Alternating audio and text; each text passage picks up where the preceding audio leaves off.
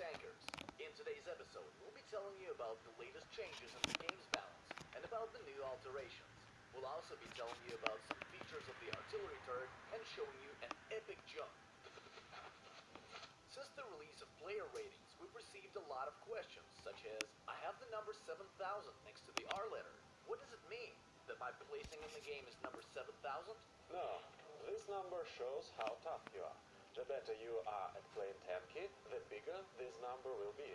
So, if your rating number is 7000 and Kasim's is only 6, you are better than him at playing Tanki. One more thing about ratings. We've made some changes to the new ratings formula that was implemented last week. Now, power leveling and other sneaky tactics will have an insignificant effect on a player's rating. We've also multiplied the number by 10 to make it more responsive.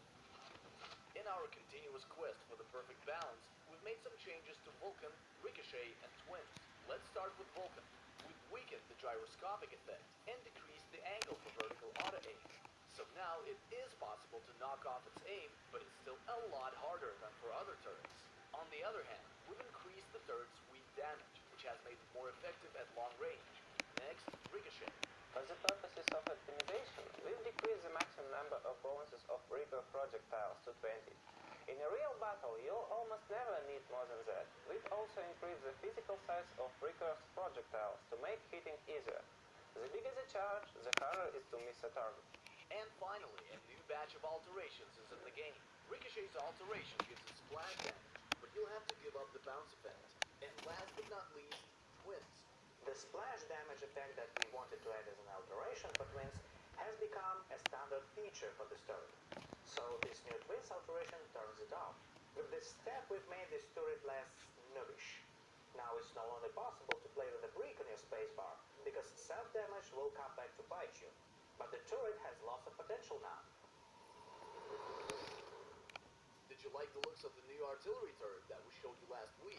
The turret has been in testing for some time. Here are some of its unique features. The turret itself does not rotate. For horizontal aiming, you'll have to rotate your whole tank. Firing distance depends on two factors: the shot's velocity and the angle of the barrel, which is controlled by the turret rotation controls.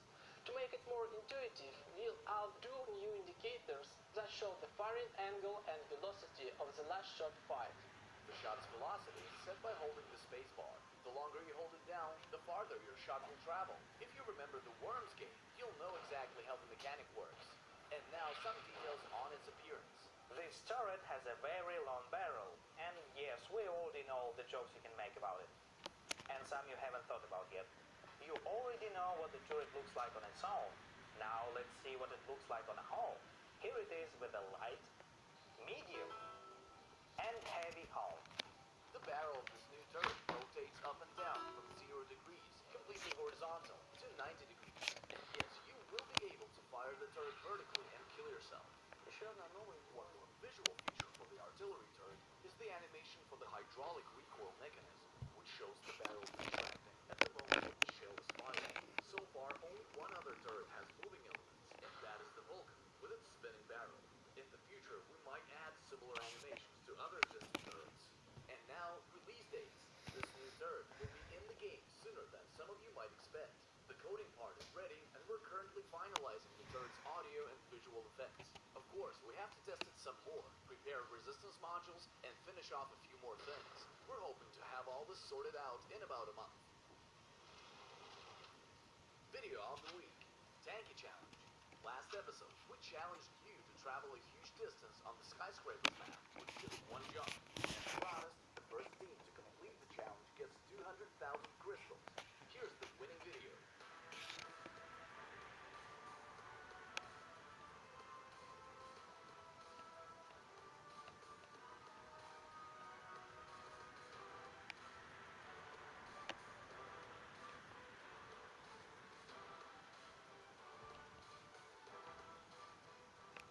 Another prize of 200,000 crystals goes to the team who also completed the challenge, but sent us the coolest video.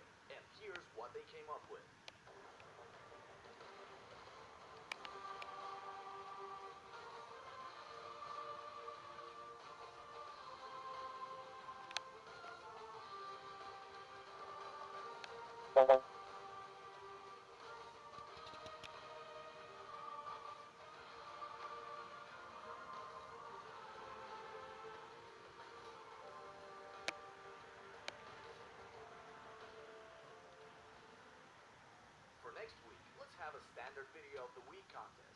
theme is playing with the new twins.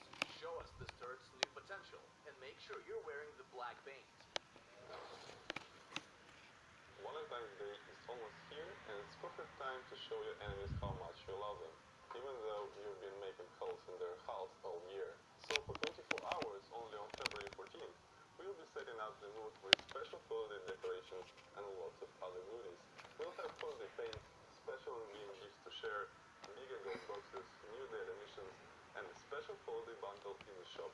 And of course, we will be having sales, 20% of shop items, in-game gifts, paints, modules, supplies, alterations, hulls and turrets. Plus 50% discount on micro upgrades and 70% discount on speed ups. Enjoy! That's all for this week. Give us a thumbs up if you're looking forward to getting the new artillery turret. By the way, if you like our vlogs and don't want to miss any of them, subscribe to our YouTube channel and make sure you turn on notifications by clicking on the bell icon. See ya!